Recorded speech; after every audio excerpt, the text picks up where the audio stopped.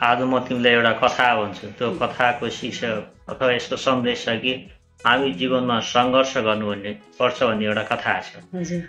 एकपटकको कुरा हो, मन्दिरभित्र र मन्दिर बाहिरको ढुङ्गाहरू एक आपसमा कुरा गर्छन्। मन्दिरभित्रको मूर्ति र बाहिरको बल्यासीमा राखेको ढुङ्गाहरू एक आपसमा कुरा गर्छन् र मन्दिर बाहिरको बल्यासीमा राखेको ढुङ्गाले भित्रको मूर्तिसँग कुरा गर्छ कि मलाई सबैले छिछि र दुदुर गर्छन्, यो बलेनी बाहिर राख्छन्, जाडो महिना पनि म यसरी बाहिर बसिरहनुपर्छ भनेर जब मन्दिर बाहिरको ढुङ्गाले भनेपछि त्यसको प्रत्युत्तरमा मन्दिरभित्रको ढुङ्गाले भन्छ कि साथी, तिमीलाई र मलाई कालीगढले पल्लो डाँडाबाट लिएर आएको, त्यो कालीगढले तिमीलाई हान्न खोज्दाखेरि तिमी टुक्रा टुक्रा भयो, चोट सहन सकेनौ र म चाहिँ त्यो कालीगढले आफूलाई जुन तरिकाले जसरी बनाउन चाह्यो म त्यही अनुसार गएर मलाई आज सबैले पूजा बनाए। आखिर तिमी र म त एउटै ढुङ्गा हो नि भनेको मतलब जसले जीवनमा सहन सक्छ, चोटहरूलाई सहन सकेर ऊ अगाडि बढ्न सक्छ, त्यो नै जीवनमा सफल हुन्छ भनेर यो कथाको मर्म